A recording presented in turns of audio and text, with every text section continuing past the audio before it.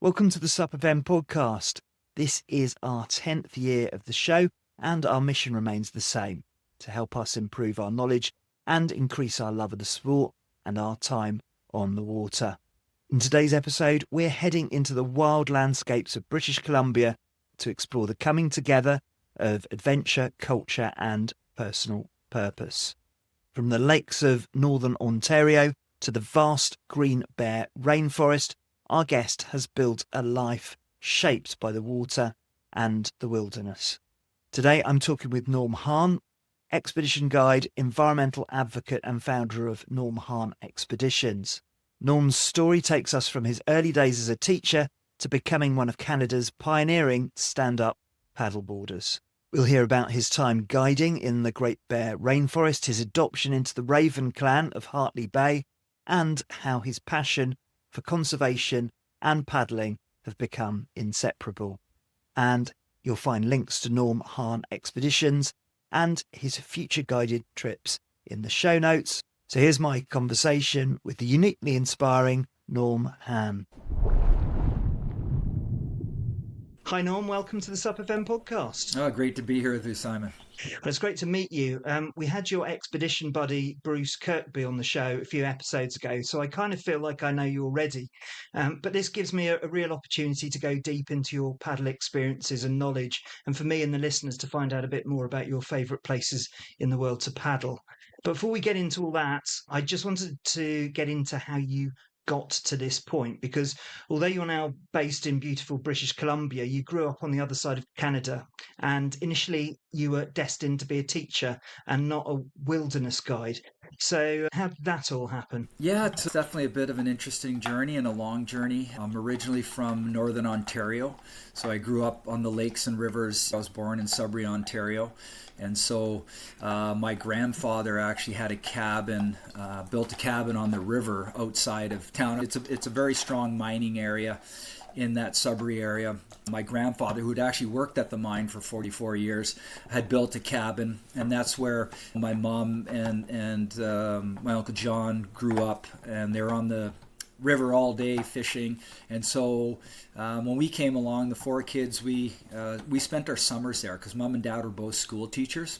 And so I think I had like such a great upbringing in the summers. Just I was free to do whatever I wanted. I had a little boat, and every day I was out fishing and swimming. I had some buddies down there, and so that really, I think, set the tone for the importance for me of wilderness and how I feel at home when I'm on the water. It's still one of my favorite things to do is just go out in a boat fishing, and even if it's just by myself. So I really enjoyed that aspect of it. But I also played a lot of sports. So I grew up playing hockey, and it's sort of what you did as a Northern Ontario Canadian kid as you grow up playing hockey. And then I transitioned into basketball. And I put a lot of time into my basketball career. I went on to play 5 years university, and I played a couple of summers with our national program. So I took it a pretty far way. And when I look back on it now, I realize that still those were two of my passions, was playing sports. And I came from a strong sports family. My dad played university football and basketball. And so sports was always what we did and competed at, and we enjoyed it. But I also had this wilderness and love for being on the water and being down at the camp and fishing. And so once I finished my university career, I'd actually taken a physical education and science with a minor in biology.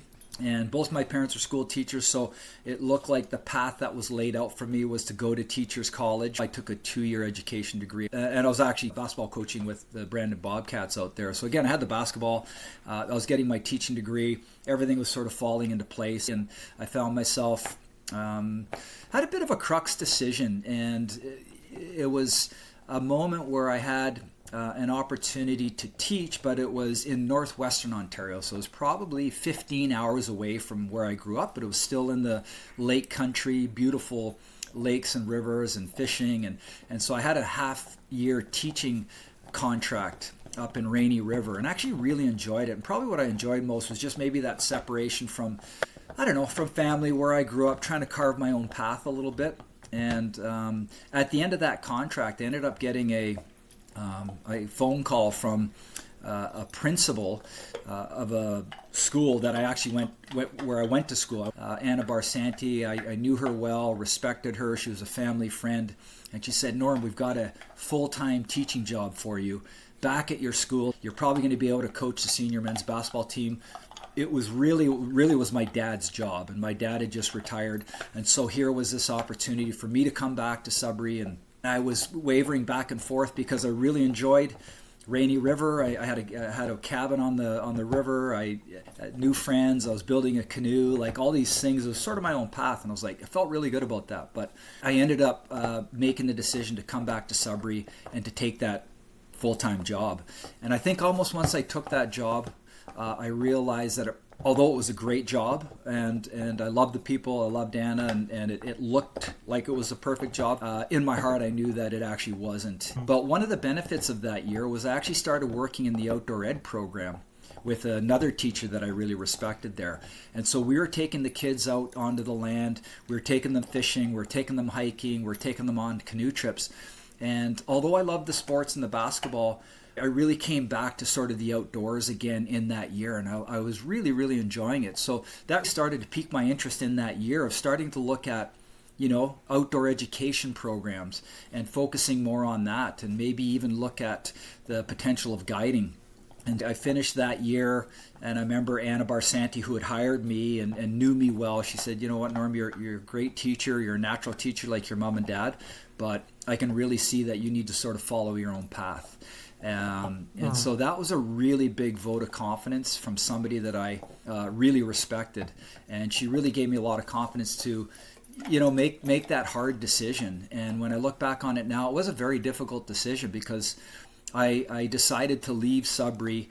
I packed up my truck and I drove 100 kilometers west to Vancouver. And I took a 1-year guiding program there. So it was at the Canadian Tourism College, and really I was training for a year to be a guide.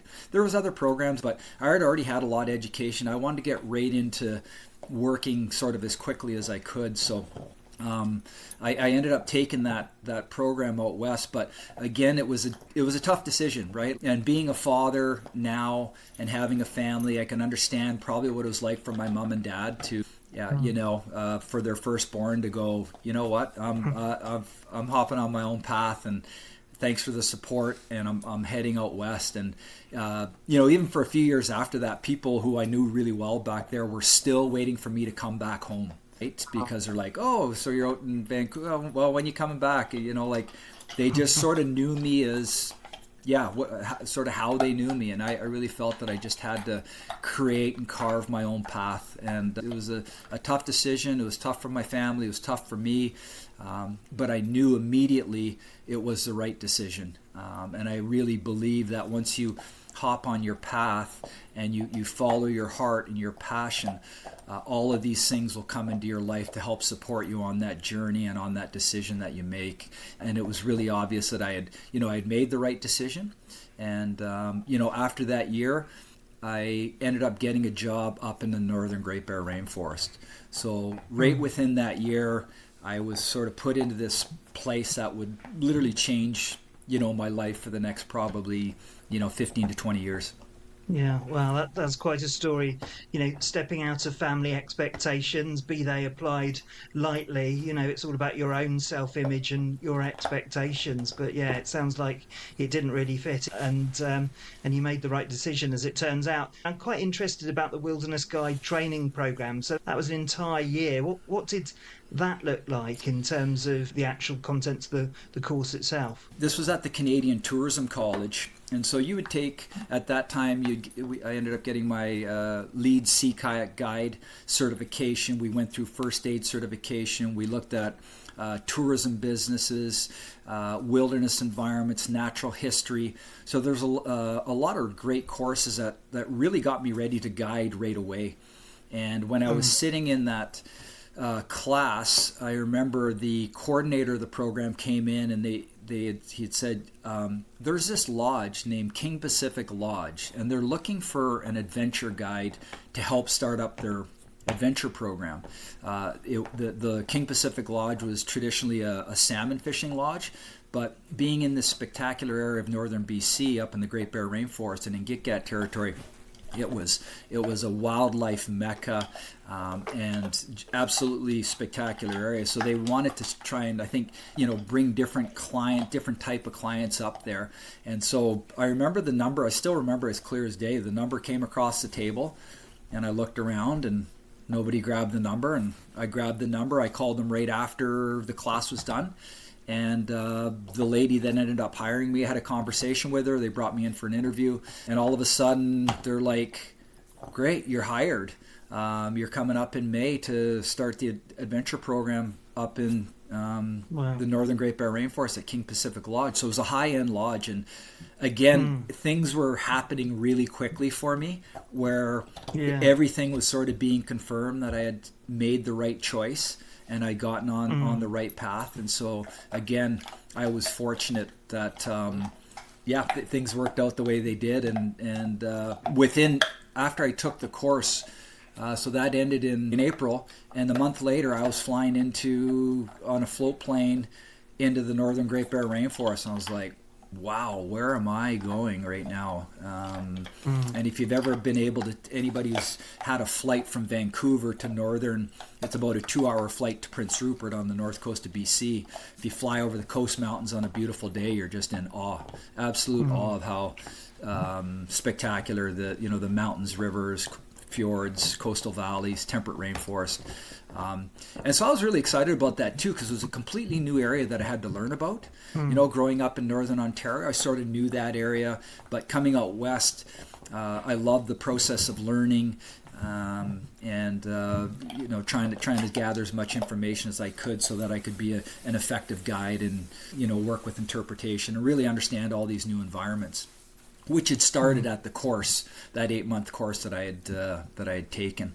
So again, was that 8-month spot at the Canadian Tourism College the right place at the right? Probably, right? I if it was some other place, I probably wouldn't have gotten that number and made my way up the coast. It was all meant to be, but it also sounds like it was the right timing for you, having done all of that education, and you just get to the point where you're ready for the next move, and you're ready to just grab that telephone number and just go for it. And you mentioned about guiding the Great Bear Rainforest. Clearly, it's a really special and important place for you, and it obviously made an immediate impression. Could you describe the landscape, the atmosphere, the people? What is it that makes it so special? Well, I think, they refer to the northern Great Bear Rainforest as an area that stretches from the northern tip of Vancouver Island, which is more on the south coast, but that area stretches all the way up to the north coast of BC, up to Prince Rupert. So it's a huge tract of land. And, our temperate rainforests here on our coast in some areas have been growing upwards of 10 to 15,000 years, right? So some areas that have never been logged, right, that have never seen a chainsaw or anything like that. These areas have just been allowed to grow for thousands and thousands of years. And, it's right along the edge of the Pacific Ocean. And so you've got these towering coastal cliffs and coast mountains that, rise literally right out of the ocean. You've got these deep fjords, these old temperate coastal rainforest, and so you have the mixing of the oceans and these rivers and the coast mountains, and of course the weather hits up against those coast mountains, and when that weather rises, we get upwards of 20 feet of rain in some of the areas up there. So it just allows for this really prolific growth, and standing in an ancient 10,000-year-old temperate rainforest, it's a magical experience. And really, I think one of the reasons why I love these areas that much is it really puts me in my place in terms of where I sit in that ecosystem, right? So when we're walking around in cities, we can get disconnected really quickly. But when you get into a place like that, you actually now feel really connected to absolutely everything that's going on. And then you combine that with a wild Pacific salmon run, where you've got millions and millions of salmon all up and down the coast that come into these rivers in the fall, and then they end up dying and then get spread around by the bears and the eagles. All of that salmon ends up going back into this temperate rainforest and helps the rainforest grow. So it's like ideal circumstances and environmental factors that go into creating this really special area. And so with all of that, though, we've have a First Nations all up and down the coast and the various bands and tribes that have lived off that land for, upwards of, we're on the coast, we're probably going back upwards of 15,000 years of use in some of these areas. So one of the areas that I paddle in and that I take clients into, there's an area that they've discovered. It's the Heldsiek people, and so it's on the central coast out of Bella Bella. And there's an area that they've discovered called Tricket Island, where they're in excess of 14,000 years of continuous use. And so archaeologists can go into the earth and look down at the various layers, and they at the very, very bottom of that layer, they've got signs of inhabitants, and it's beyond 14,000 years. So it's a really hard those are really hard numbers to understand. It's like, if our family had lived on the same corner, harvesting off the land off that corner for 15,000 years, you're like, wow, that's a connection and an understanding, and integrate into the fabric of that, coastal area. And so it goes back a long time, and it's a special in its own right. Absolutely. And that makes the land, with all of those generations going back, so precious to those indigenous people who still live in those areas. And I know that there was another stage in your life, in your integration into the sort of West Coast, when you were welcomed and adopted into the Raven clan in Hartley Bay, I think, part of the Git Gap. Could you just explain how that connection came about and how it went on to shape your own relationship with the land? Yeah, sure. So, I was hired up to the Great Bear Rainforest up into Git Gap territory in 2000. And so I flew up there, and as soon as I started working at the lodge. One of the things I loved about King Pacific was they really work with the First Nations in the area. So King Pacific Lodge was the first lodge in Canada to sign an official protocol with the people, the Git Gap people of that area, basically laying out how they were to operate within their territory and how they could build this partnership. So I was immediately working with guides from Hartley Bay, and again, I've always been really fascinated from even when I was really young of First Nations culture, and so it was a great learning experience for me to be working with these guides and really understanding their culture and how they lived, and looking at the land and the water sort of through their eyes. So I felt really fortunate to have that opportunity to work with the First Nations there. There's a place that on one of our trips that we would go into, it was at the back of this stunning fjord called Cornwall Inlet. The traditional name is Kweltsu, which means a place of many waterfalls, especially when it rains. And so that whole area was slated to be cut down for logging. And so Hartley Bay ended up building, and this was one of their areas where they would harvest coho. There was families that would have trap lines in there. One of the guides, Marvin Robinson, had showed me where there was some burial boxes up on these rock walls that have been there for hundreds, maybe thousands of years. So it was a heavy land use area for the Git Gap people. So they ended up building a longhouse at the back of that inlet, basically to say, this is our land, and to show that their area and sign of inhabitants. And so I remember taking clients from King Pacific Lodge into this inlet because it was just such a spectacular inlet. And I remember the guys that were there building it. And then a couple of months later, they ended up opening up this longhouse. And so they invited all of the guests and staff from King Pacific Lodge to come to the opening of this longhouse. So all of the boats went up and they went into this inlet. And then all of the community members from Hartley Bay also came down, which included the three chiefs the Raven Chief, the Eagle Chief, and the Blackfish Chief. And so they were coming to open up this longhouse. And so again, this is a couple of months after I'd literally just flown up to start working. And here I am sitting in this old longhouse, right, that they had just built, in this area. We had all of the chiefs that were talking about the importance of the land. At that time, Robert Kennedy Jr. was up, and he was in that longhouse talking about the importance of land, because he did a lot of incredible work as part of the river keepers in the U.S. And so he was up there talking. David Suzuki, who's a prominent environmentalist here in Canada, they are all in this longhouse. And I remember exactly where I was sitting. They had a fire lit, and I'm sitting there going, what am I doing? How did I get here? But I knew how I got there. I made the decision, and my life path took me to the back of this inlet in this longhouse, and I'm sitting in this corner and I'm listening to this. And so that, I remember that being a real watershed moment for me. I remember the feeling that I had thinking about that and just going, I'm in the right place at the right time.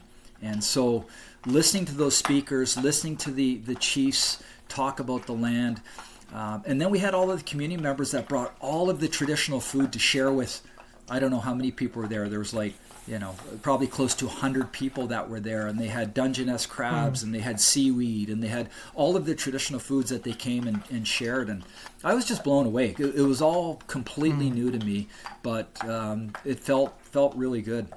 At that lodge, I was part of a group that helped start a student mentor program where we'd hire kids from the Gitgat school. And so we work with the principal, Cam Hill. Cam is the husband of Eva Hill, who adopted me into her family. So I got to know Cam really well, and very close, obviously, with that family. And so we worked on the student mentor program. We would hire the kids. So again, we were working on that, and that was a great project at the lodge. But that same year, and after we had opened the longhouse, we had a big celebration back in Hartley Bay at the school, and we had a big feast at their feast hall. But they also had a basketball game. And so if you can believe it, here I am, okay? Nobody knows that, very few people actually know that I even played basketball at a high level, but we're going to play this basketball game. So at that time, I was still able to dunk the basketball, and we went out, and it was sort of the guides against the Gitgat kids, and we had just a blast, and so I was able to dunk. So they might as well have thought I was Michael Jordan back then, but we had a really, really good time. And then they had asked me after that game, they said, you should coach us for the basketball tournament, the all-native tournament that we have up here in February. I'm like, all-native tournament, what's that all about? He said, well, there's 55 teams from all up and down the coast. They come up to Hartley Bay in February. Sorry, not Hartley Bay, up to Prince Rupert in February. And they sell the whole city out, basically. And so all of these teams come in and compete for the all-native championship. And I thought, wow, this is amazing. Right, and that was in 2000, but they kept because I was guiding up there every summer, they kept asking me to come up and coach. Well, in 2005, I ended up going back. I said, okay, I'm going to come up and coach your basketball team. So I actually brought my dad up, who was my coach in high school, and brought him in. And he helped me coach, and we started coaching the women's team, and they also had an intermediate team and then a senior men's team. And so we actually coached all three teams for a couple of months up there. That's a whole nother story, probably a whole nother podcast that we can chat about. But we ended up, we had to qualify for the all-native tournament. So we went to the qualifying tournament with the women's team. Long story short, we end up winning the qualifying tournament. So the girls were going crazy. We had this amazing experience. We're now going up to the all-native tournament in February. And again, it was one of those moments where we come into the hall, into the basketball gymnasium up in Hartley Bay, up in Prince Rupert. You walk into the gym with your team, and you're holding the village name, right? So we got Hartley Bay on there, and we're holding that, and we're walking into the gym. The whole gym's packed. There's 3,000 people in the gym. The drums are beating. And again, I remember looking at my dad and was like, what's going on? This is unbelievable. right? So we ended up winning one game at the all-native tournament there in Prince Rupert, which requalified us for the next year. Dad and I ended up coming back again the next year. But in 2006, one of the players, Eva Hill, that played for me, I was at a feast in Hartley Bay, and she announced at the feast that she was going to be adopting me into her family. And so the First Nations community, it's a matrilineal society. So the children take the names and the clans of their mother. And so Eva was born in the Raven clan, and so she adopted me into the Raven clan. And it was for the coaching, it was for the work that I was doing with the youth, with the student mentor program. And it really let me know at that time that I was on the right path. And I had actually, so they had another feast to give me my name. And so we came into the feast hall. I actually brought my mom and dad out from Sudbury, Ontario, and they sat at the head table with all of the chiefs while I was given my name. And so there was three men that gave me my name, and my name is Ta'am Lan, which is steersman of the canoe. And so again, that was for the work that I'd been doing. So absolute one of the greatest honors that I've received. And I remember them saying to me at the time that a name in a First Nations community, a name in the Gitga'at culture, carries a big responsibility, right, when you have that name. And so what's really interesting about the name, so it was Cam's grandmother that gave me that name. Now, she didn't know that I grew up in Northern Ontario, paddling canoes and fishing and enjoying that. She didn't know that the nickname for the basketball team that I played at Laurentian was the Voyageurs, right? French canoemen that sort of opened up the Canada with trading of furs. And then that was also 2 years before I actually started stand-up paddleboarding, right? Wow. So the name, I still reflect on that. Like the name that was given to me was, I think, a perfect name to sort of represent where I came from, where I was at the moment, and I think where I was going. That's incredible. So you've got all of these things all stacked up, which just pointed in just one direction, which happily it was the direction that you really felt you needed to head. Exactly. And then of course, if that wasn't enough, you came across stand-up paddleboarding. Tell us about your first experience of coming across that sport. Yeah, well, I was watching, I've always loved surfing, and I grew up in Northern Ontario, and I remember being at Laurentian University, playing basketball, and I'm trying to figure out where this love of surfing had come from, because I thought about it all the time. I remember going to the magazine shops and trying to find the surfing mags, and so I'd get all the surfing. I knew all the guys and girls, and I just loved it, but I'd never surfed before. I didn't know where that sort of love or that passion had come from, right? And it was actually my father years later, like this was, I don't know, maybe 5 or 6 years ago, he sent me a picture that he found. And it was a picture of me when I was 6 years old, and we were on one of the Great Lakes, and I had this styrofoam surfboard under my arm. And Dad said, yeah, we got that from Canadian Tire for you. You loved it. You took it out. There was some big waves there on the beach, and you jumped in one of the waves. You broke it in half, and that was the end of your surfing career. But when I saw that picture, I was like, that's probably where this love for surfing came from. So I bought all the DVDs, right? All the surf DVDs, and sort of followed all that stuff, and then was following all of Laird Hamilton's big wave stuff. And then he had I think one of the DVDs was called All Aboard the Crazy Train. And there was a section in that where it showed Laird's stand-up paddleboarding in it was pretty big surf. It was like 10 to 15 foot surf, but I was like, what's that? That looks amazing. Like, it looks like the combination of two things I really like, surfing and paddling. And so it was really that video that I went, where do you get one of these? I got to go out. So for me, it really came from the surfing background that sort of got me into the sport of stand-up paddleboarding.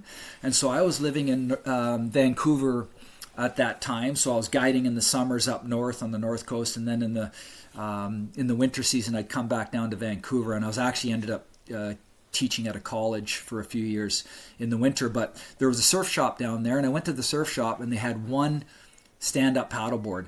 And he said, well, I can't sell you this board because it's the only board we've got, and we're renting it. But I just kept going back to him and just saying, hey, I got to buy this board. Like finally he relented. He says, fine, you buy the board. So I took the board, took it down to the ocean. I was down in Deep Cove, and I remember my first paddle, and then probably the next paddle I had, I went to the coast and I surfed on the board, and I just thought it was like just the best thing. And then shortly after that, because I had this guiding background in stand-up paddleboarding, I then in sea kayaking, I then thought, okay, what else can I do with this stand-up board? Like, where can I go with it? What else can I do outside of surfing?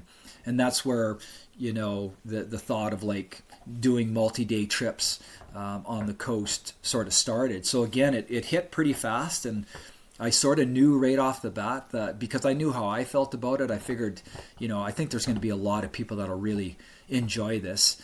And I think I was ahead of my time with maybe a lot of the stuff that I was doing and offering at that time. But I loved it and kept at it. And I loved the multidisciplinary side of it, right? I was able to, I got the board initially because I was surfing.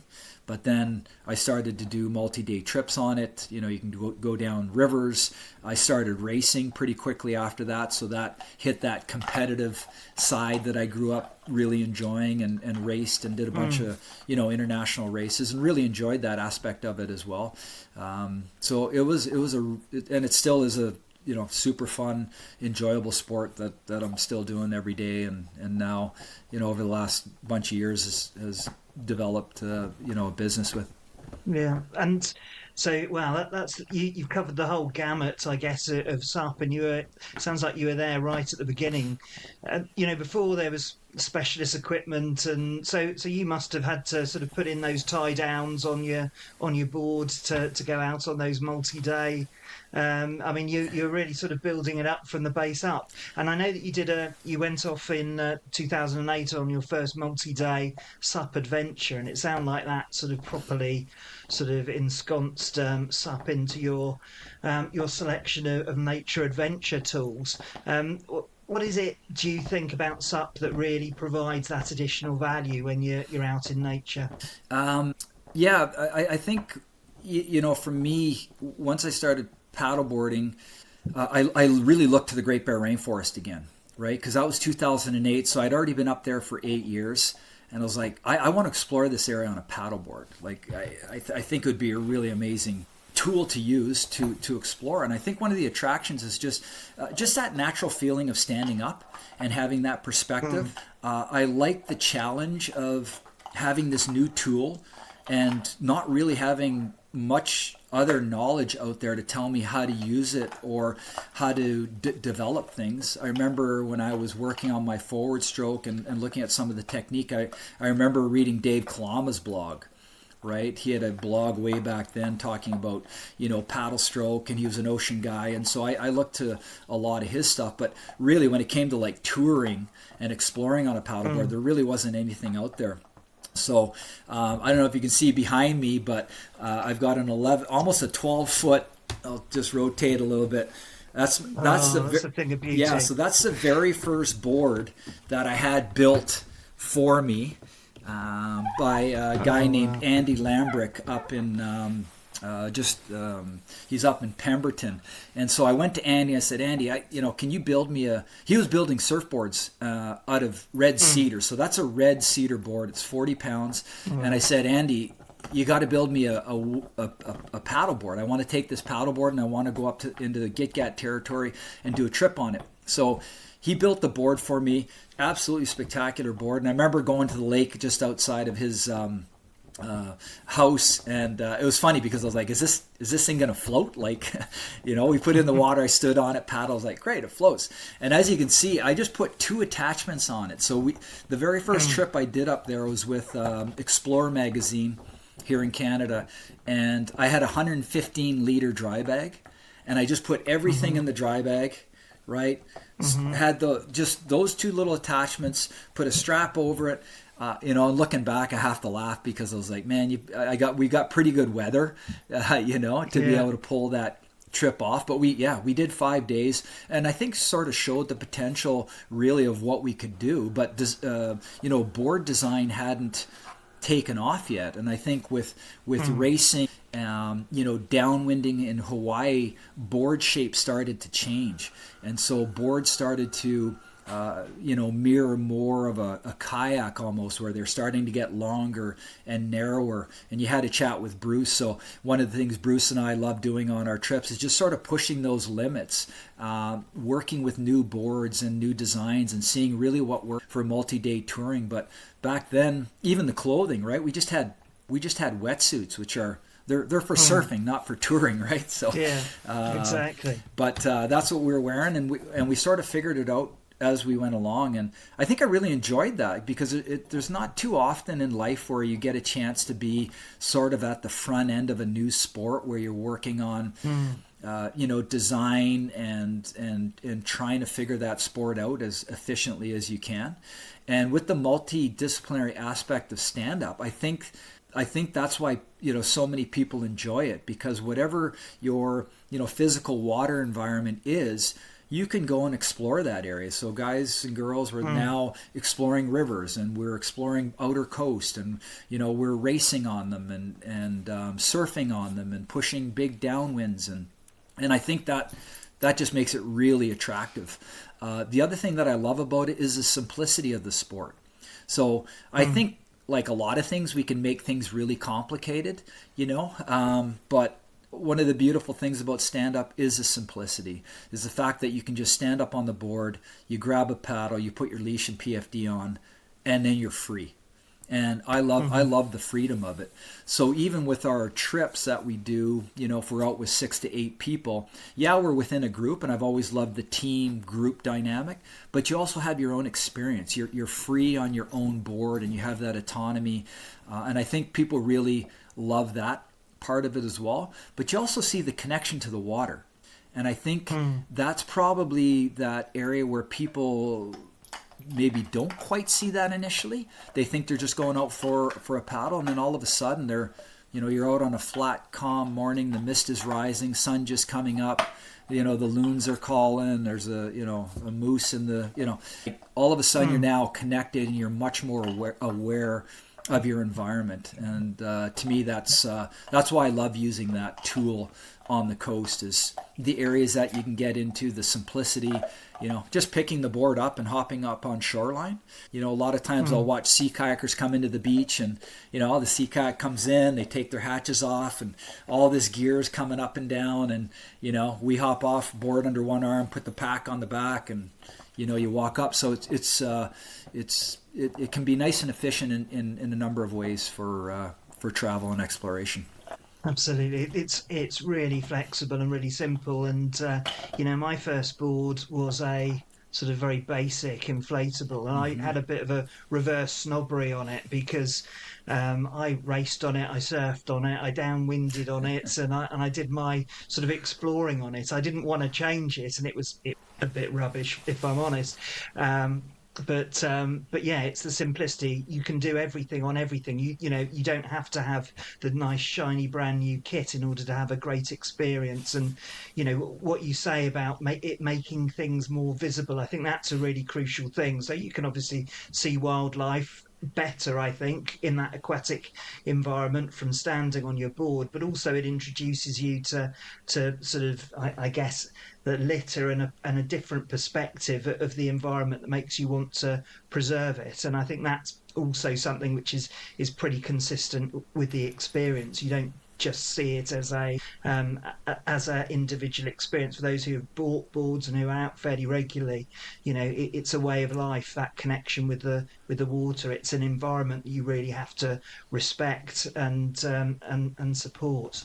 Yeah, I agree. I totally agree, and I love that. You had that inflatable, and you're using it for everything, because that is like, that's the throwback, right? And even these days when we've got a like just what the all around style of board, the big surfboards, people will now will look at that and I go, this is all we used.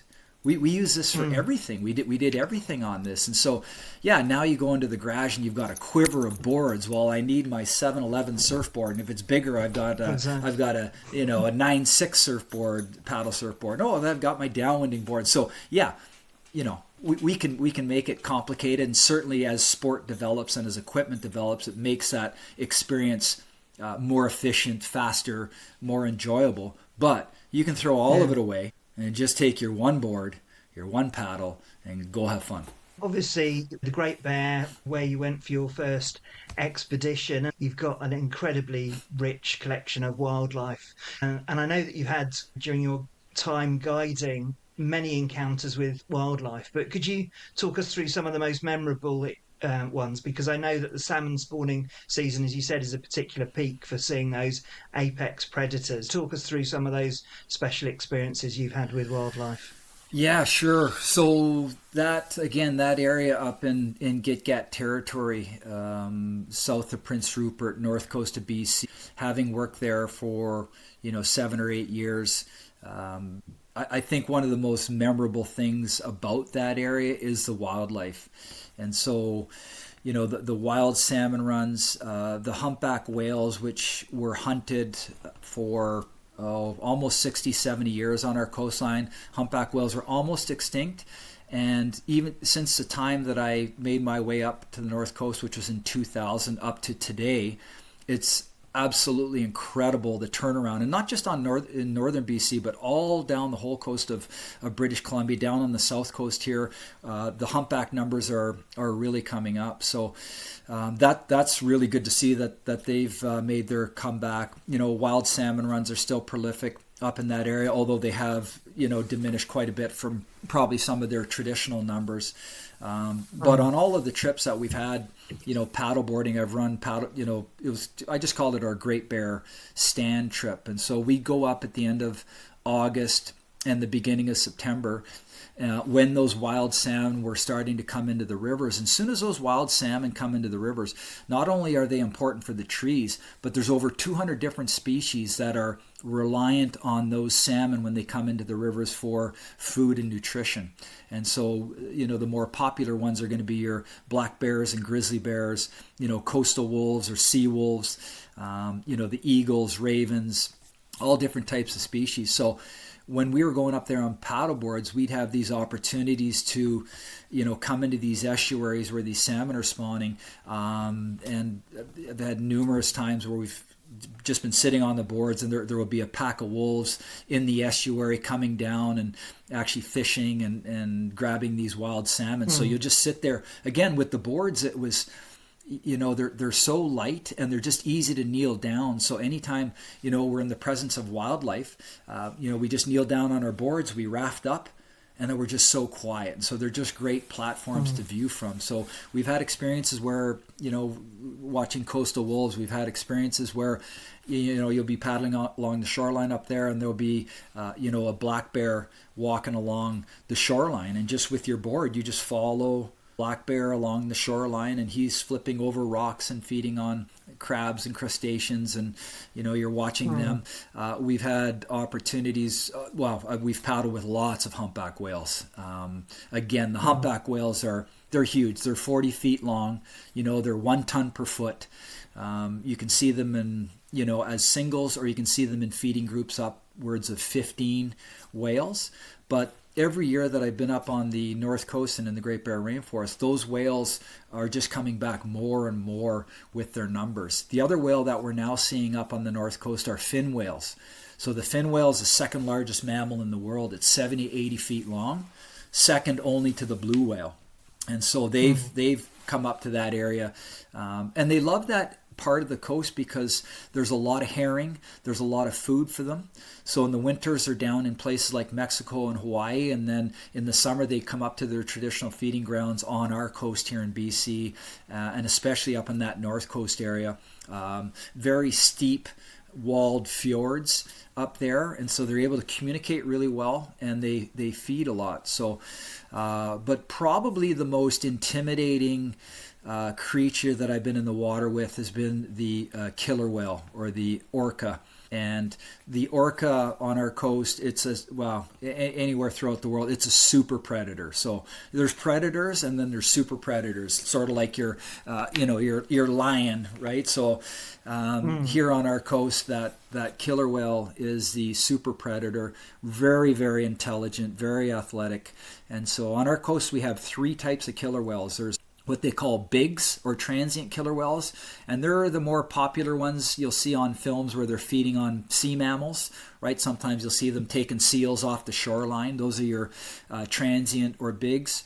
We have resident killer whales, which feed strictly on salmon, and then we have another group called the offshores, which they think feed on sharks and whales, and they're in larger groups on the outer coast. And so I've had a few occasions where we've been out with groups and the killer whales have come by. We had one trip that we did where we saw this group of killer whales coming towards us, and there's not much you can do, right? You just have to, I just tell people, just don't worry, go down to your knees, enjoy the moment. Obviously, if they wanted to do anything, they could, but killer whales are so intelligent. They're really aware of their environment and what are food sources and what aren't. And so I remember that particular group, they headed right towards us. They just dove under our boards, came up the other end and just disappeared. So I love that about paddling, and I love that about our coast, is going up to these areas and just being with the wildlife, just experiencing the wildlife. Because again, if you're in the water with a super predator like a killer whale, you quickly realize your place in this ecosystem. And although we feel like we're at the top of that food chain in a lot of ways, in the cities, when you get out into areas like that, or if you're walking in a river valley and there's a grizzly bear walking towards you and you need to get off the trail, you know who the boss is out there, and exactly. It definitely puts the hair up on the back of your neck. And I think that's that old survival mechanism sort of kicking in, and you just develop a greater awareness, a greater appreciation. And like our First Nations people on our coast, is that deep respect for land, for the wild, and for the coast. Absolutely. There's nothing worse than sort of sleepwalking through life in all sorts of ways, and it sounds like your environment has more than enough apex predators out there to keep your mind concentrated. I mean, we do have the odd killer whale and pod around the coast of Britain, and I've got a couple of friends who've had some sort of fairly close encounters with them, but none adverse. I think they just followed similar behaviour. In fact, one of them I think the matriarch, because again, that's another matriarchal sort of connection, was sort of swimming alongside with just sort of one eye up, looking at my friend looking down at them. So phenomenal.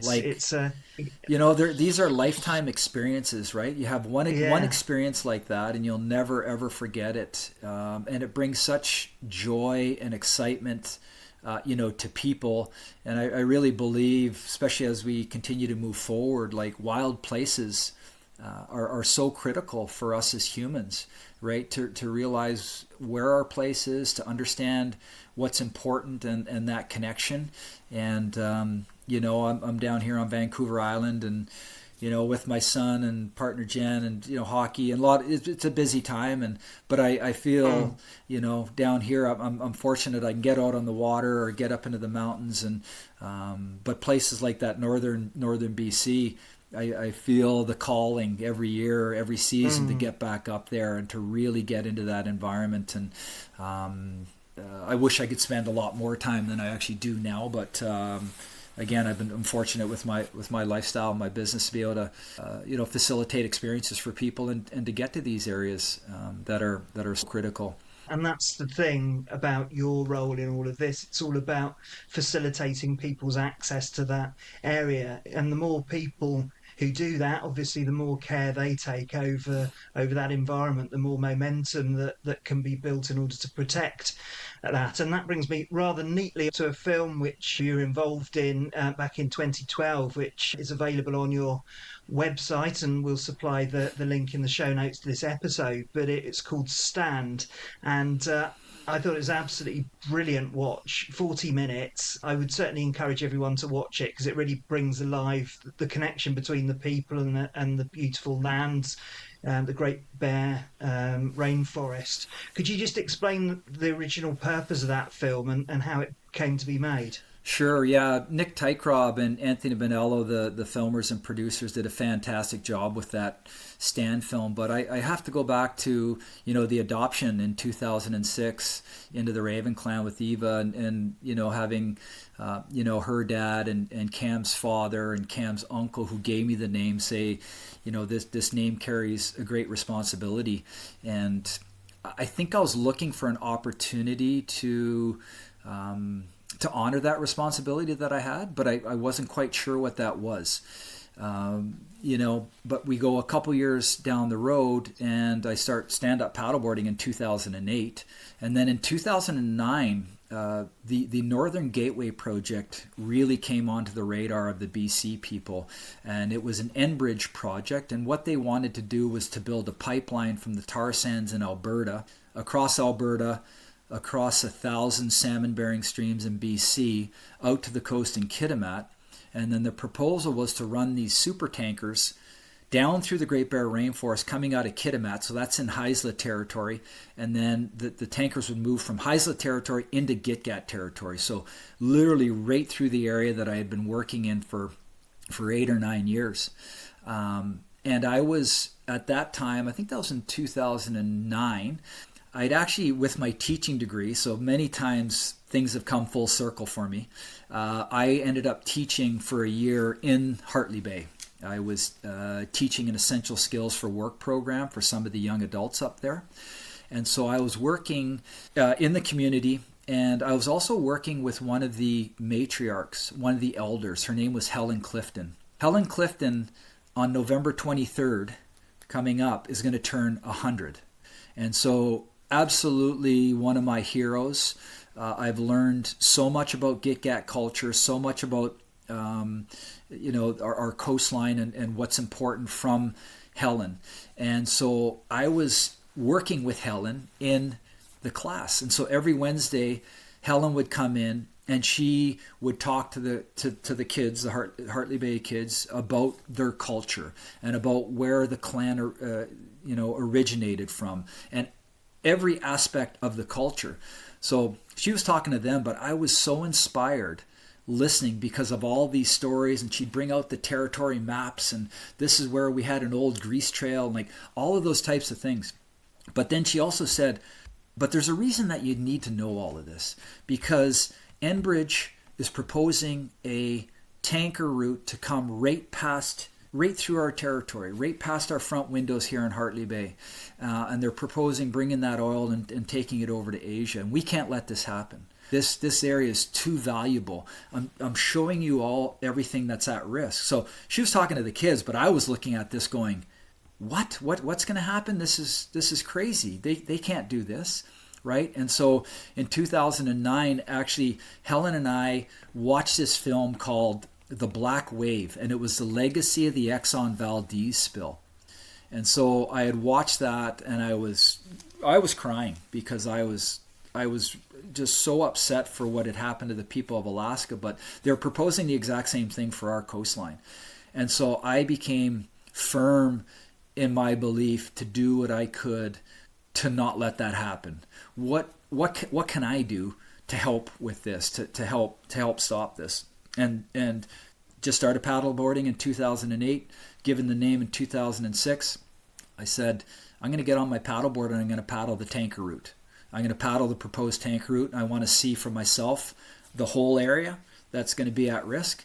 And it wasn't for a film. It wasn't for anything. It was just my conviction that I felt I had to do something because I felt so indebted to the people in the place that had given me so much since I had moved up in 2000. So, that was the guiding with the Hartley Bay people. That was the coaching of the basketball. It was teaching in the schools. It was harvesting with Cam and Eva and them taking me to very special places where we'd harvest off the land. And all of those things were so special. I said, we can't risk this. And so it was in 2010 that I did a journey called the Stand Up for Great Bear Expedition. And so I paddled from Kitimat down to Bella Bella. It was about 385 kilometers. And I connected with the First Nations in each area. So I went through 4 different territories. And I had I had a representative from each community come out with me in a boat, and they sort of followed me along and supported me and really told me what was at risk. And so we did a film on that. That wasn't a big production. It was more my sister handheld stuff, and and we hobbled together this film. But it's called Stand Up for Great Bear. So I'd almost recommend people watch that one first, because you'll see Helen Clifton, and you'll see sort of how this whole story originated. And so when I came off that journey, I was more inspired after paddling that whole section of coastline, than I was before. And so Stand Up for Great Bear came out. And then I remember being in Squamish. I was living in Squamish at the time, and Anthony Bonello, who was a filmmaker, just cold called me and said, "Hey, Norm, can we go for coffee?" And so I said, "Sure." We met for coffee in Squamish. He said, "You know what? I think we can take this message to a larger audience.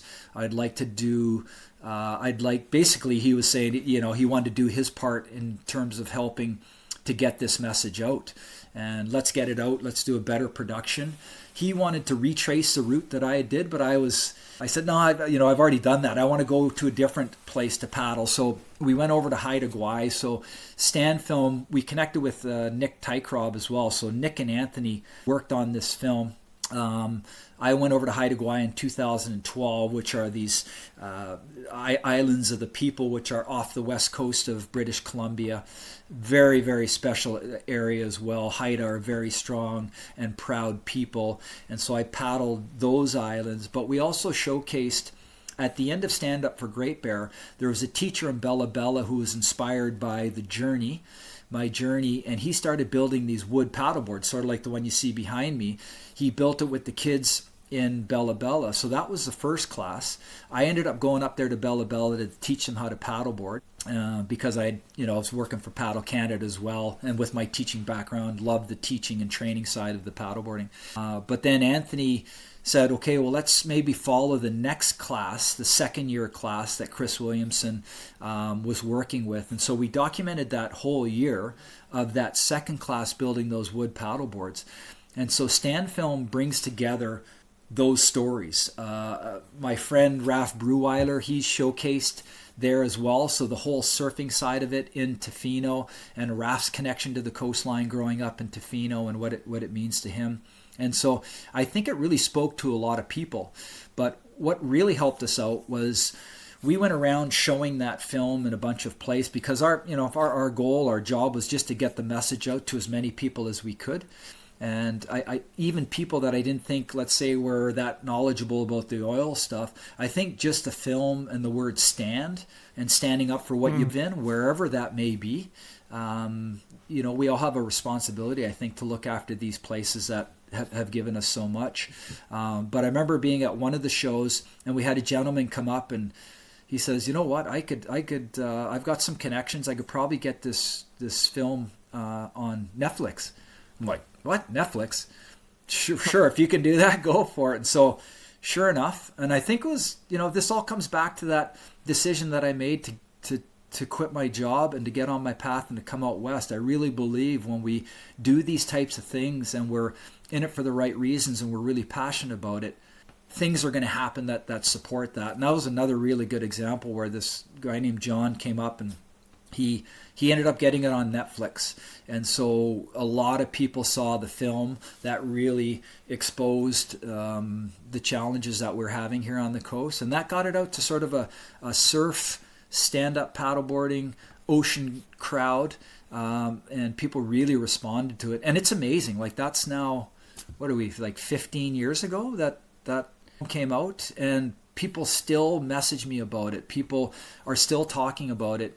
And so, people would always ask me about the oil tank. Well, what can I do? What can I do? I'm like, well, what are you passionate about? What do you enjoy doing? And so, putting a stop to the North Coast route. I mean, first of all, thanks to our First Nations. It was really our First Nations up and down the coast and from Alberta to BC that really did not want this project to happen. And so I really believe it was the strength of our First Nations people that helped stop this project. But at the same time, there was a lot of people from around the world that supported not having these oil tankers going through. And so it could be people, artists going up to the Great Bear to paint these beautiful pictures. It was filmers that was coming up. It was photographers. It was musicians. It was people paddling the coast. And I think that mass of, passionate conservationism really helped, I think, to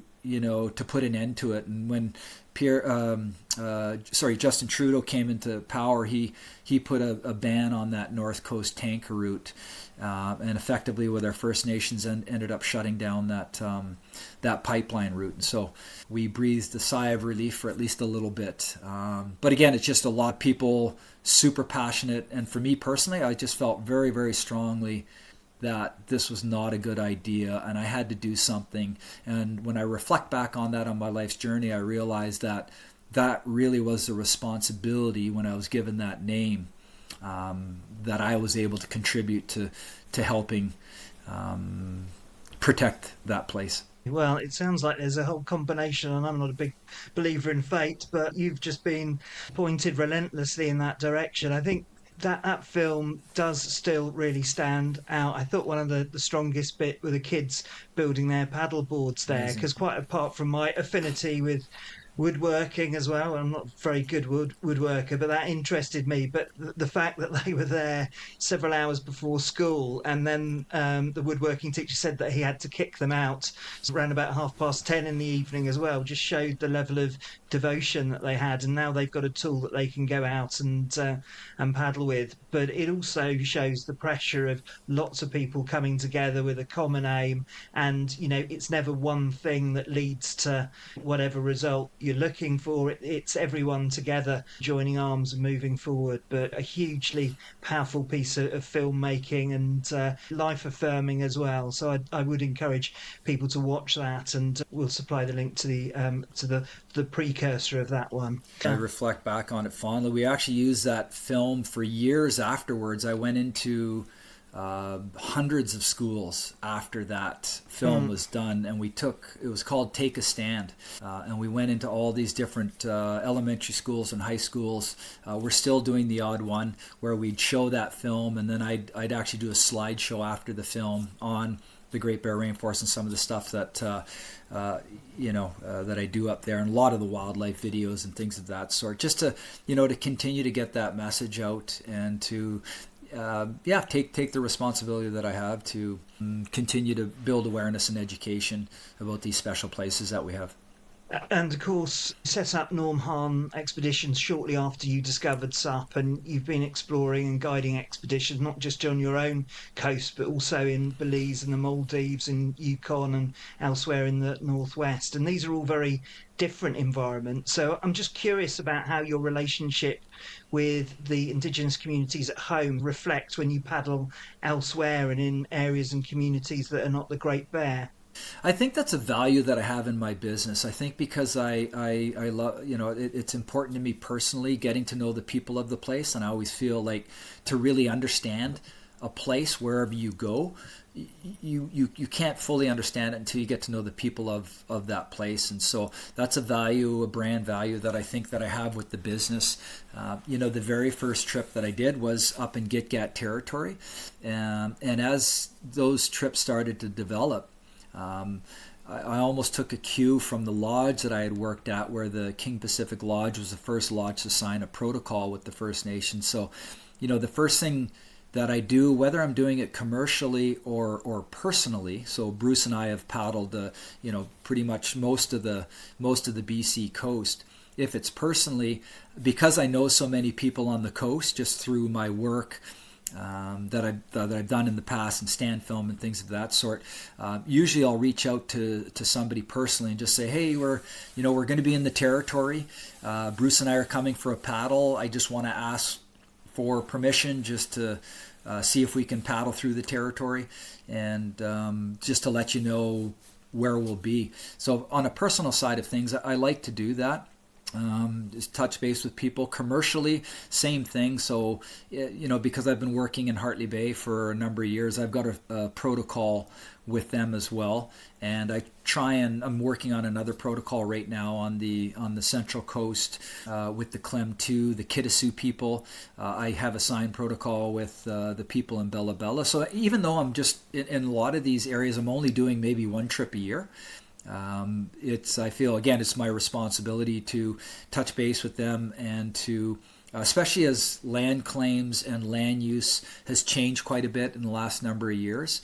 But even prior to all of that, I want to have a partnership with these people. And as best I can, I try and weave in, the cultural aspect on a lot of the trips that we do.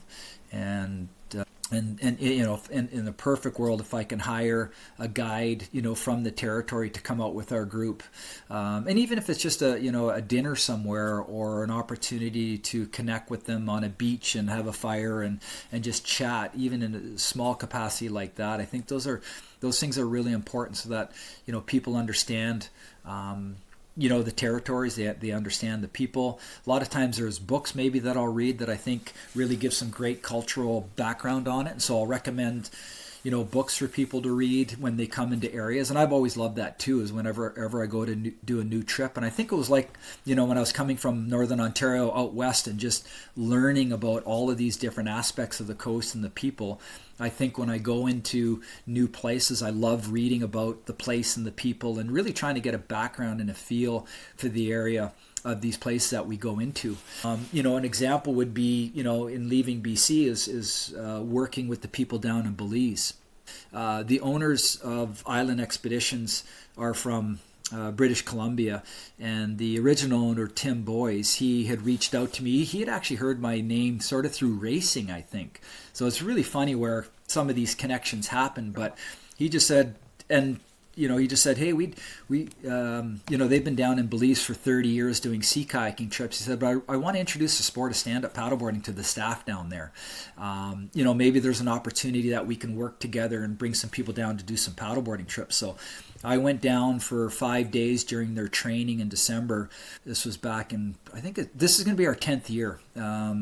January, February. This will be our 10th season going down to Belize. So for its 10 years, I went down and we did some of that training and had a lot of fun. And then I looked at one of the trips that they were running, and I said, I think we can run a paddleboarding trip that looks very similar to this. I said, but what we do need is boat support. So having the boat support just allows for a greater variance in skill levels and, just sort of helps from that standpoint. Yes, at times we're not as efficient as sea kayaks. So, if the wind did come up and we needed to shuttle around, then we can do that with a boat. So, but one of the things I love, and I tell people, the paddling, it's windy down there, but it's not too bad at times. The barrier reef, so they've done a really phenomenal job, the Belizeans, of looking after their barrier reef. So it's the Mesoamerican barrier reef. It's the second largest barrier reef in the world.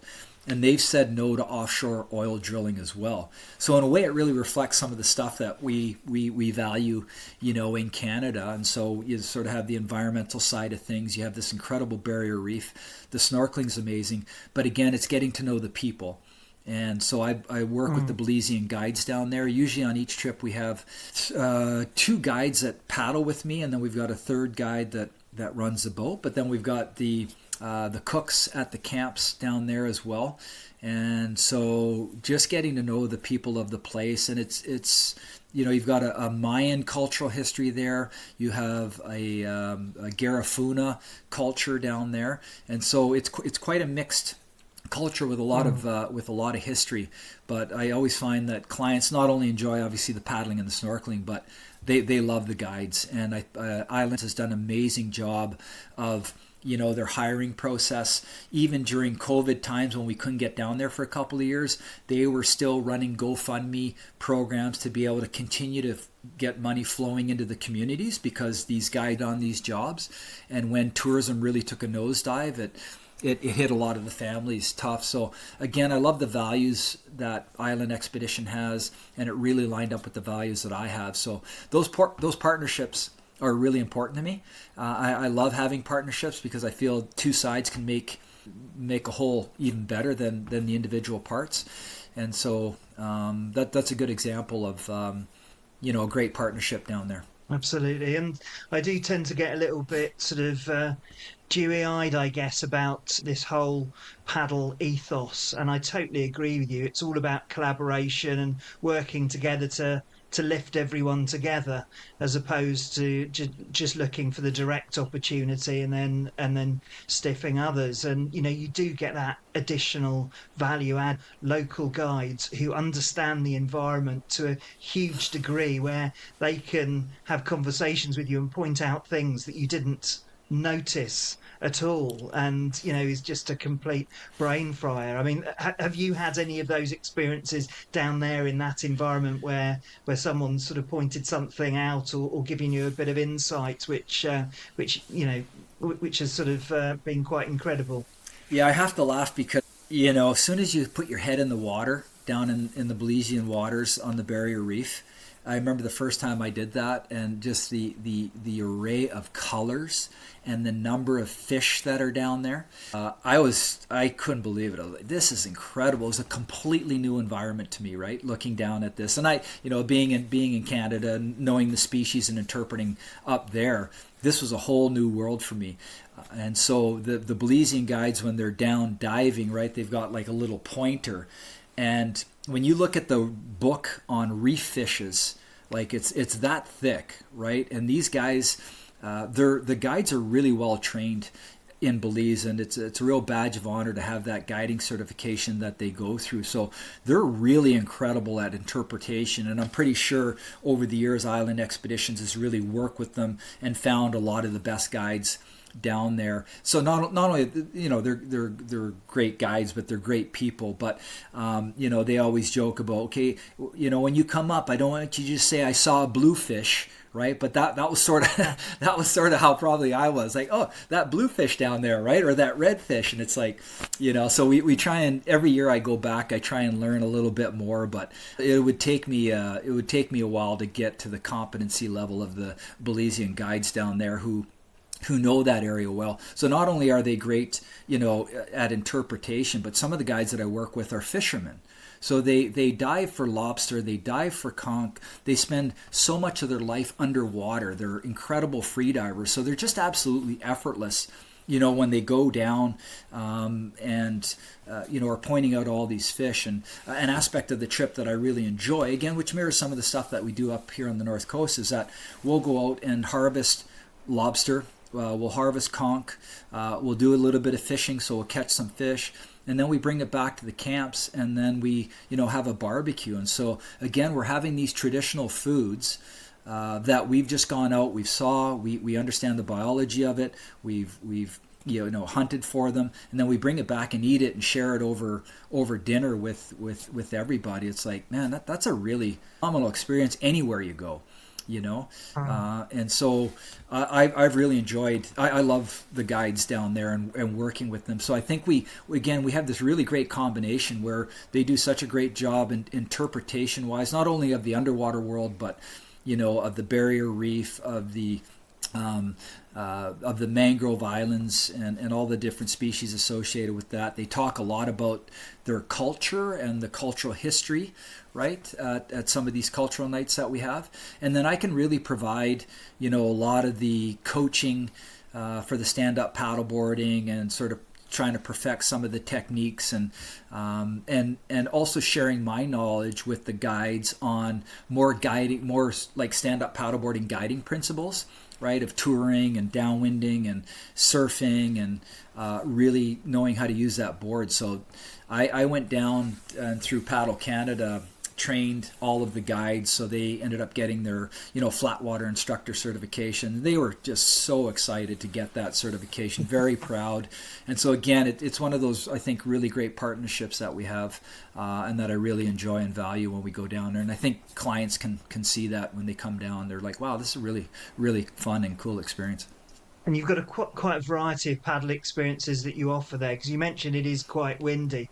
I suspect it's not the best place for a sort of paddleboarding 101, how to learn paddleboarding, all of that sort of stuff, because you've got things like downwinding, and you supply that experience when you're down there, and the water is incredible, the natural environment is incredible. I mean, I've just looked at the photos, but it just looks absolutely stunning. The mangroves, which you've mentioned, you've got manatees and so on around that area. It just sounds utterly idyllic. Yeah, it's a really diverse ecosystem for such a small country, right? When clients fly in, we fly in and we stay a night in the jungle, and so you have this whole tropical rainforest jungle experience that you have, for the first night. And I always, I tell clients, either come a few days early or stay a few days late, and really see if you can get out and explore the country of Belize. But from the jungle, we then head out to the Keys. And again, I just think this barrier reef is such a unique ecosystem. Sections of it, we're going to Lighthouse Reef this year, which is where the Blue Hole is.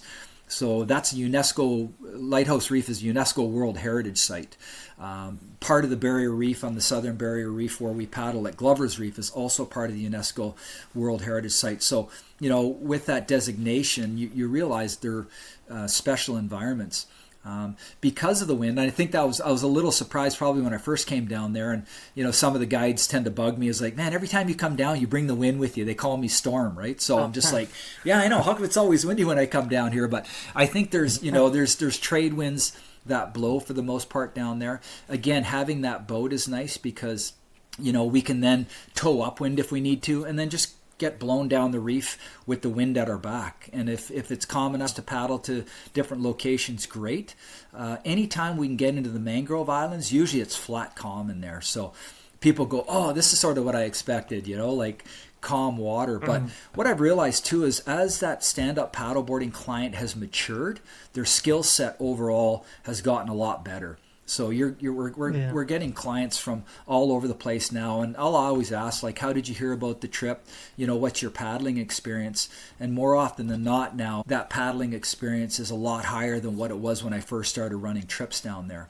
With my coaching and teaching background, we do spend a lot of time honing our skills and forward strokes and turns, and so not only do they come away with a great experience down in Belize, but they come away being better paddlers too, and so that's a lot of fun. So the better paddler you are, right, the more good instruction that you get, it just allows you to get off that flat water and to really start going into areas and doing things that you need a little bit of a stronger skill set for. That brings me rather nicely onto your SUP surfing career, because you, as we've said, covered all sorts of angles. But you are an experienced SUP surfer, and you run surf retreats in British Columbia and also the Maldives. So just to make me and probably a bunch of listeners either insanely envious or tempted to splash out on coming along, can you just tell us about your surf retreats in the Maldives? Sure. Well, the Maldives, I guess, how did that start? So yeah, I've been running paddle surfing trips here on the coast ever since I started. Ever since I started paddleboarding, because that's sort of how I first came into the sport, was through paddle surfing. I saw Laird surfing, goes, I got to do that. That looks like a lot of fun. I started off regular surfing, but I never really got out to the coast enough where I became really proficient at the at the surfing, prone surfing. And then with all the skill work that you can do on the flat water, there's just so many transferable skills that you could bring into the surfing side of things. So that's probably one of our longest running courses and trips has been our paddle surfing week that we do in Tofino. And then I started looking at other opportunities for surf trips, because I've surfed down in Costa Rica a few times, never ran trips, just went down there personally. We did bring a group over to Portugal a couple of years ago with Mauca Lodge and Tiago Silva, so that was a really fun experience. It was really fun culturally. And then I do a lot of work with Sonova surfboards, and I remember the Sonova crew ended up going down to the Maldives and doing a trip with Moon Tours. So a guy named Trent Moon runs these surf trips in the Maldives. And so I saw that and I was like, oh, that looks like a pretty phenomenal place to go. Of course, I'm so used to just being in a wetsuit that I think that's just how surfing is. But people go, well, why would I want to come up to Canada and surf in a wetsuit when I can, when I can put board shorts on and go to a tropical spot? So yeah, I touched base with Trent with Moon Tours, and I think with that Sonova crew that went down, I talked to one of the guys, James Casey, just said, yeah, it's a great experience. Of course, because you're bringing clients down, I definitely wanted to do a bit of research and make sure that it was a good experience. And the Maldives is, wow, what a beautiful place, a special place, in the Indian Ocean. And so when I talked to Trent, we hammered out some dates. We talked about the boat, what type of experience it was. And so we ran our first trip last May down there. I think what I love about the Maldives is that you get on the boat and you're not just in one location. You get on this boat and you travel through this tropical island chain with idyllic surf breaks and reef breaks all the way through. And so the boat travels, and I think, ours was a 10-day trip, 10, 11-day. They do a 7-day, 11-day, and a 17-day. And I thought, just for me, for my timing and things going on, I thought 7 was a little short, but 11 might be a nice sweet spot. So we went down there, and again, amazing staff. Like, they had 12 or 13 people on the boat supporting, I think we had 12 people. So basically a 1-to-1 ratio on the boat. I was down there coaching, and then we had 2 other local guides that were bringing us to the spot. I thought they did a great job because they would also work with, if there was other boats that showed up to a break, they would work with some of the other boats and operators, not paddleboarding guys or girls, but more regular surf boats. And so they'd say, yeah, we're going to get out in the morning, and then great, we'll come in the afternoon. So they worked that out. But I just love I love water. I love the ocean. I love boats. And I thought, man, you get on a boat and you travel like 300 kilometers from north to south down through these island chains. And if it's not working at this spot, you go to a different spot. And then, okay, great, we're done here. Hop on the boat. You just travel through. So the food was great. It was just a really cool experience. And we had some people that had been on other trips before, and even just personal trips that they did, and many of them were like, well, I'm coming back. Yeah, I'll be back for sure. So that made me feel good, realizing that it's not just me, this guy from Canada who wears a wetsuit usually coming down to the Maldives to surf and go, wow, this is wonderful. I think commercially and for people that have traveled, it's one of those destinations that I think are sort of on the bucket list dream trip for a lot. And I think there's really good value actually in that trip too for people and that length of time, and you really get a chance to surf. I think we had 6 or 7 different destinations, that different breaks that we surfed.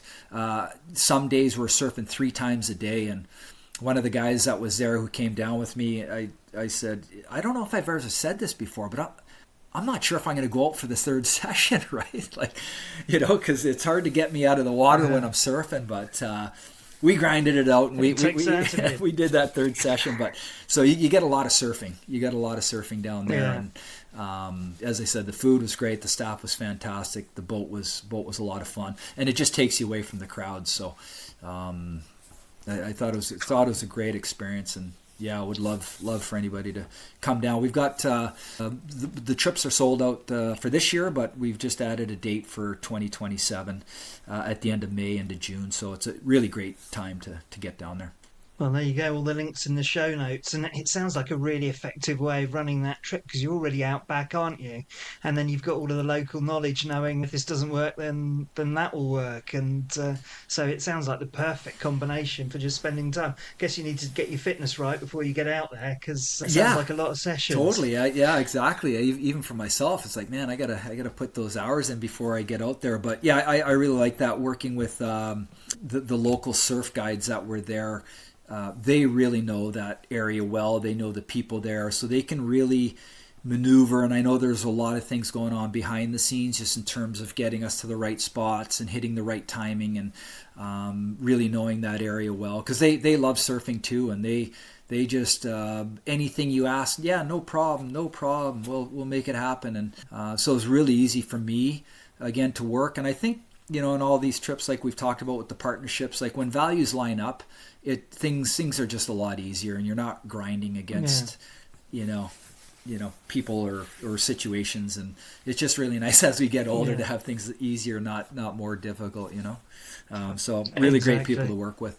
Right. So I just also wanted to harvest some of your expedition knowledge for the listeners who might not be setting out into the Great Bear Rainforest. They might be, I don't know, going off on their own local adventures, maybe in a bit more of an urban area or whatever. But what I'm interested in is your hints and tips for novice adventurers, and from obviously the experience that you've gathered over the years. So what would you say is the most common mistake or assumption you see people making when they're setting out on a multi-day adventure? I think probably one of the best things that you can do, before you head out, is I would really recommend people, if they haven't, is to get a good lesson, is to really understand the technicalities of the sport. I've taught so many people over the years, and I think what happens, I always say, paddleboarding, like it's the sort of the beauty and a curse. Like, the beauty of it is that anybody can get on a board for the most part. The curse side of it is that a lot of people initially don't get a lot of instruction. So if you had that instruction, you may get out, let's say on your local lake, you wait for flat, calm conditions, and that's sort of all you do. But once you get some good coaching, and you have to look at stand-up paddleboarding like any other sport, like that forward stroke is such a technical stroke, right? And it doesn't matter if it's stand-up paddleboarding, outrigger, canoeing, kayaking, that paddle stroke is really, really key to your success, and even more so stand-up paddleboarding. Because if you can develop a strong forward stroke, and you've got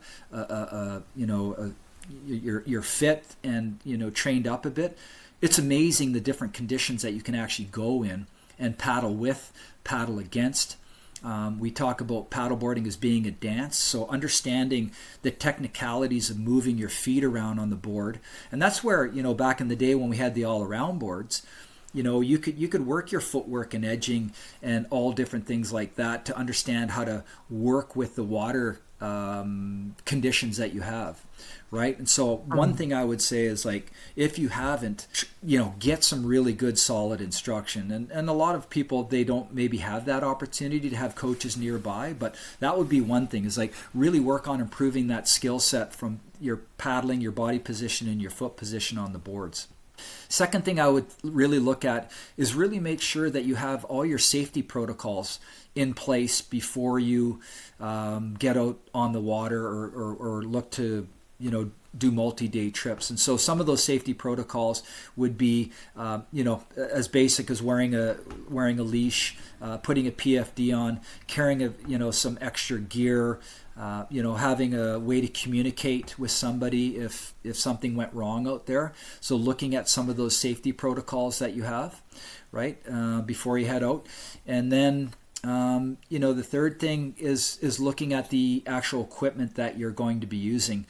I always say to people too, like, pick something that really inspires you, right? So, we can I think once we're committed and we have some conviction on a really fun goal that we want to do and accomplish, then we can back up from that goal, right, and start looking at those smaller steps that work us towards that goal. So, I knew that I wanted to go up into the Great Bear Rainforest to paddle. What I was really fortunate for me was that I already had this background of sea kayak guide, right? So I had a sort of a deep knowledge of the coast, of safety, of rescues, of paddle techniques, what to bring, how to look after myself in the outdoor world. So I had that background. Now all I had to do was look at this new tool that I had in the stand-up paddleboard and figure out how to adjust and tweak some of those things that we had, right? So I was always coming at the sport of stand-up paddleboarding from a safety standpoint. So any of the lessons, anything we did with the stand-up paddleboard, it always started with our safety protocols. How do I keep this person safe out on the water so that when they left my trip or my course or what have you, I knew that they were going to be well looked after. They knew that they had to check the weather, check their equipment, check in with people, all of those types of things. Then I would teach them how to use that tool effectively with paddle strokes, and setting that really solid foundation. Because I think once you've got a strong safety and skill foundation, now you can use your decision-making model, right, to not bite off too big of a bite in terms of what you're getting into. And I think you can keep, setting those goals and keep working up towards those goals in terms of going on longer paddles, having multi-day trips. I think anytime as well, because you've got a disciplinary aspect of the sport, like if you're into touring, I always tell people take a surf course, because you're really going to learn how to, manage yourself in waves and do landings and how to use rails and things of that sort. So, and then once you get into the specifics of, what do I bring on these multi-day trips, that's sort of another story. But I've found with stand-up paddleboarding that you can, even for, Bruce and I will do, 7 to 10, maybe upwards of 2 weeks. But usually for us, a lot of commitments at home. So we, maybe 7 to 10 days is what we put away for big trips where we're able to paddle, pretty long distances from the day. But we tend to go pretty light with our kit, and making sure you've got the right dry bags and the right equipment for that.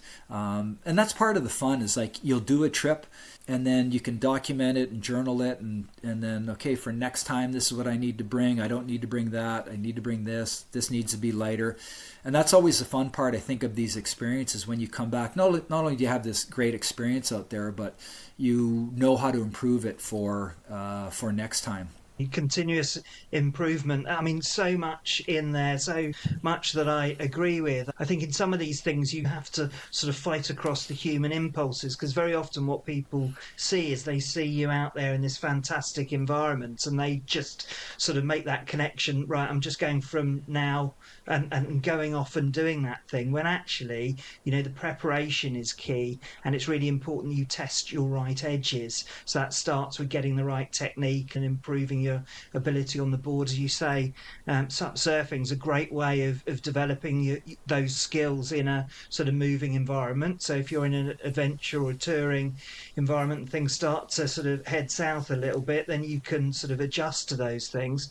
Another non-intuitive way of getting those skills is through sup polo, which I've recently discovered, and it's a bit of a gladiatorial sport. It's not quite reached the level of soccer in the UK yet in terms of its exposure, but I'm sure we'll get there at some point. But it's just testing all of those edges, which is really important. But yeah, all of that fantastic advice. There's another thing that, well, you sort of mentioned it in passing, and that's the value of having a good paddle buddy.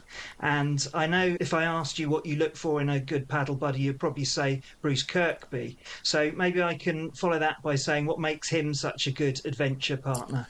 Well, yeah, I think it goes to your point about, having a lot of experience, and as you said, you can take a look at a picture or video and you want to put yourself in that place, but you don't realize all of the time and the work, the training, the experience that has been built up over that time. So Bruce and I met each other at a speaking engagement that we were doing up in Whistler. And so I had known about Bruce's background and he knew about my background. But I think one of the things when I think about Bruce is a strong paddler. So, him and I together, I think in terms of the length of days that we can do and the endurance side of things, I think we're really well partnered from that. But I think what's most important, the partnership with Bruce and I, is our risk assessment, is our ability to sit down together and to look at the environment. I think we come from a very similar background for making decisions.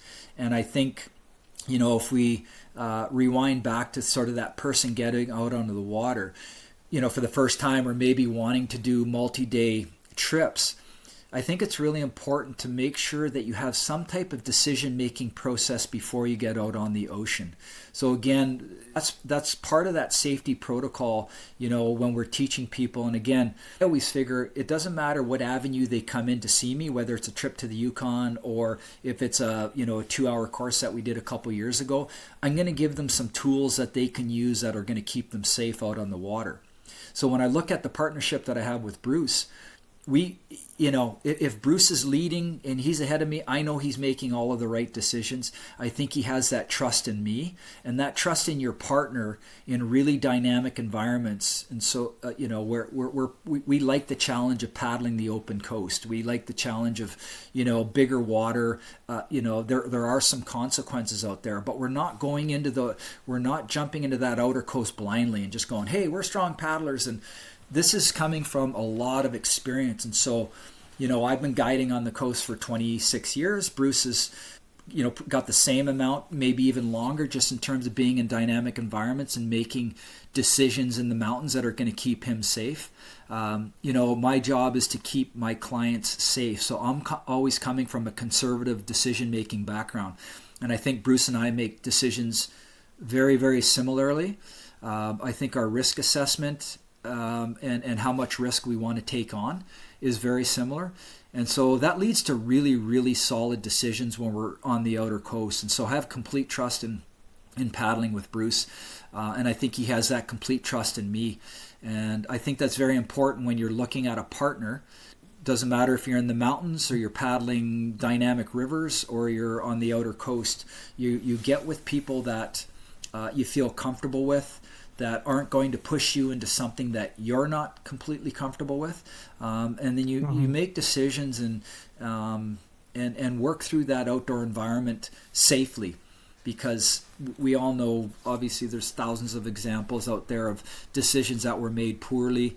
When I look at stand-up paddleboarding and I hear about another stand-up paddleboarding death out there, a lot of them are very similar. And I remember that one down at the gorge a few years ago, in the, that's maybe 5 or 6 years ago, I can't remember, but in the gorge here in Oregon at Hood River, they'd have that downwind paddleboard race. And I remember one of the really good athletes, they did a training run, the day before, and they had GoPro video of him coming off his board, right?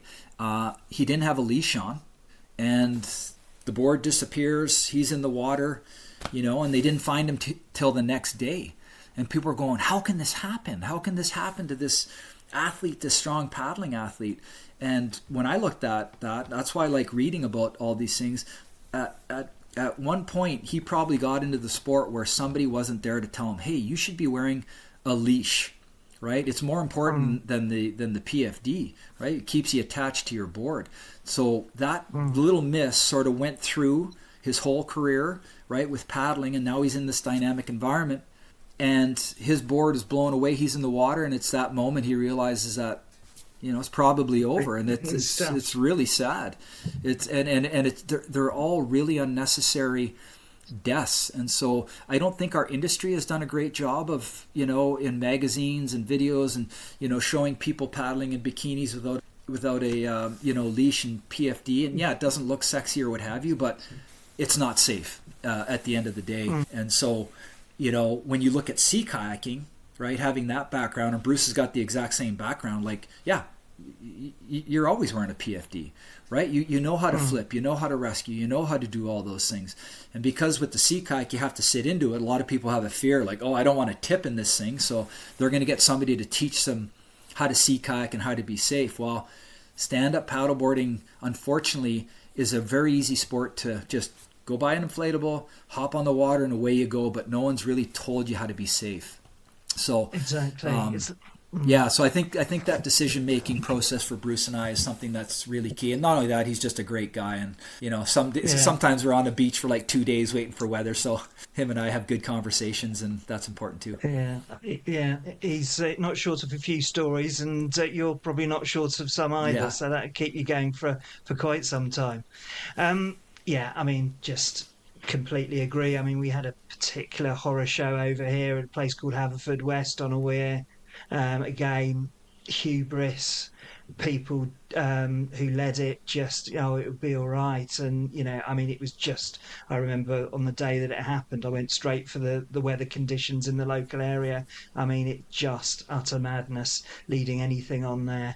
And it's all the same mistakes. But, the difficulty is communicating all of that, because people do switch off with safety information.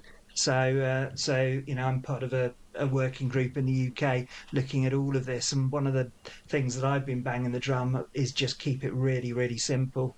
There's three risks to life, essentially: cold water, leash entanglement or leash problems, and offshore winds. Those are the three that are likely to get you into trouble. I mean, obviously in British Columbia you can add a grizzly bear or an orca to it, but if you concentrate on those three, those three are invisible dangers as well. So it's just about making people aware of it. And I think if we're all relentlessly communicating that, then it will get through. But you'll still get the sort of jackass type, mostly blokes actually, who just think, oh, you're just being an old maid about it. I'm going to go out anyway.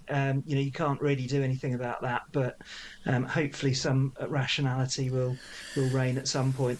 Right, I'm going to put you through a lightning round here. We don't often have lightning round, but I want to harvest some of your knowledge. Mm-hmm. So what's your preferred self-supporting sleeping set when you're on your sup? So obviously going super lightweight. Yeah, I go super lightweight. I've got a down sleeping bag. It's a -7 down sleeping bag. I like that because it packs up really well. And because I've got everything in dry bags, I don't have to worry really about down getting wet. So I like that. I've got a Nemo Thermarest. It's a Quasar, and it as well. It's not super big, but it's comfortable. One of the things that's really important to both Bruce and I is being able to sleep at night, right? So if you get long days, having that sleep recovery is really important. And I think sometimes in the outdoor industry, we've almost gone to one extreme where everything's like so light that sometimes it's not functional. So I think if you come back just off those extremes, you sort of find that sweet spot. So I've got a down sleeping bag. I've got that Thermarest, Nemo Thermarest. And then the other thing that's really key for me is a pillow. And so I remember Bruce being the dirtbag climber that he is, and he'll admit to this anyways. He was like, what's this Norm Hann guy doing bringing a pillow on an expedition? Are you kidding me? Bruce took great pride in having this Bruce is like 6'5", right? So he's got this 3/4 length Thermarest that's just under his shoulder, and he's got his down jacket put in his stuffy thing, and he takes pride. And so he was bugging me about this pillow that I have because this really helps me with my shoulders and my neck and all that stuff. Well, the next expedition that we showed up, Bruce's pillow was bigger than mine, and it looked a heck of a lot more comfortable. So that's my key little piece of sleeping kit. Oh, do you know what? I'm so glad you said that, because I'm so much on the pillow train. You bring it along. Honestly, it makes such a massive difference. That's definitely my luxury. I've tried all alternatives and some horrible inflatable pillows that deflate during the night. Totally. Face stuck to it, all of that stuff. You need a bit of luxury. Exactly. Right. Next question. View on hammocks. I haven't used hammocks personally. I find that the people that have, they seem to work well. Certainly on our coast, we've got a lot of trees, so there's no problem setting up those hammocks that way. But most of my personal trips are with Bruce, so we share a small two-person. We're two pretty big guys, so we're not hanging out in the tent a lot. But we've got a big Agnes copper spur two-person ultralight tent that we use that I find is great. Even if I am, on a personal trip or commercially, I still like having a two-person tent because it just gives me a little bit of space to get in and relax a little bit. If the weather is really poor, I can sit there and read a book and have a bit more space. Usually I can find a spot for that tent. The hammock is nice because obviously you can put it up just with some trees, but I do like having the tent, and that's an area where the ultralight stuff has worked pretty well, and so you can get a tent that's with the poles, and it's a pretty small kit. So I usually roll with a tent versus a hammock. Any luxury items for a self-supported multi-day trip that you'd prefer not to be without? And I'm going to remove pillows as an option there. Yeah. We'll take that as a staple. Yeah, one of the things I love is Bruce will laugh at this as well because he's making fun of it, but I did bring a frother for my coffee. So I love coffee. Coffee is really important for me. So I think, Bruce would be fine just having the Starbucks little ventis or whatever they are in the little packs. But if I can bring some nice freshly ground coffee with my AeroPress, I tend to go a little heavier with the coffee stuff, but I also like having that frother for the milk, or even if it's sort of like a Laird's mixture or what have. Sometimes it gets a little clumpy, so I'll have the little frother. Like, what are you doing with a frother? Anyways, that could be that's definitely a luxury item that I enjoy. Wow, we're finding lots of affinities here. We need to go out on expedition, I think. I'm very much into my coffee as well. Right, so do you have any tried and tested water purification arrangements? So when we're on the Yukon River, we have two systems that we run on there. We've actually got a bigger filter where it can probably take, I think 10 liters. So it's nice. So you can just take the big scoop, you get it to camp, and then you can fill up the water bottles pretty quick. We usually combine that with just a regular hand pump water filter. So it works great when you're on the river. I think this year when I go up, though, I'm going to recommend everybody actually buy a water bottle filter. So instead of having a group thing where people are waiting in line to fill up their water bottles, like you've got the water bottle filter built into it, and then scoop and go right out of the river with that. I think that's a great system to go with. When I'm on the coast, we tend to bring dromedary bags, so we will bring fresh water. And some of the personal trips that Bruce and I do, if we're on the outer islands, a lot of times there's not great water sources on those outer flat islands, so we have to carry the water with us, which is can be quite heavy. We'll do the same on some of our commercial trips as well, but I bring backup aqua tabs when I'm on the ocean for purification of water if we need to. And I could probably do a better job of getting to the coast and finding some of those water sources and then purifying it with the aqua tabs. But depending on how many days we're out for, we may carry the water when we're in that ocean environment. Finally, if you were starting off now as a very green SUP explorer, what would be the general advice that you'd give yourself as you prepared for your first multi-day expedition? What I would do is, let's say outside of the skills and safety stuff, is almost do like a little test run. So let's say you've decided on a really cool goal that you want to do. The very first thing that I did when I was testing out all of this stuff in the boards is I would get the board, I'd get all of my bags, I'd put all the gear and food and et cetera and stuff that I need into it. And if I haven't paddled with a fully loaded board before and actually haven't tested out my bungee system or my deck rigging, I would go out on a good long day trip and really get a good feel for the equipment that you're using. So you don't want to be testing any of your new gear for the very first time on a extended, even more remote or exposed type of paddle, because that's not where you want to find out if the paddle that you got is a good paddle, or if you've tied your gear down properly. So definitely get out and get that gear on your board, test out, and you just do a short trip, right? Just do a little, like a one-nighter, and go out, test your stove, test out your food, see how all that stuff comes off. And there's nothing like experience, right, to teach you what works and what doesn't work, and what gear is really working. I think Bruce and I love that aspect of it as well, is just working with good companies and really trying to find the right gear that seems to work really, really well for efficiency when you're on the outer coast. A lot of people sometimes too don't have their gear ready for dynamic conditions. It's like, the weather's supposed to be for the next 3 days, and we're going to paddle this nice calm lake or this nice river, and then all of a sudden conditions change, or it rains on you for 5 days, and you're like, I wasn't sure if that tent was fully waterproof or that jacket, So those are the things that sort of get, Mother Nature will always do a really good job at exposing the weaknesses in your system.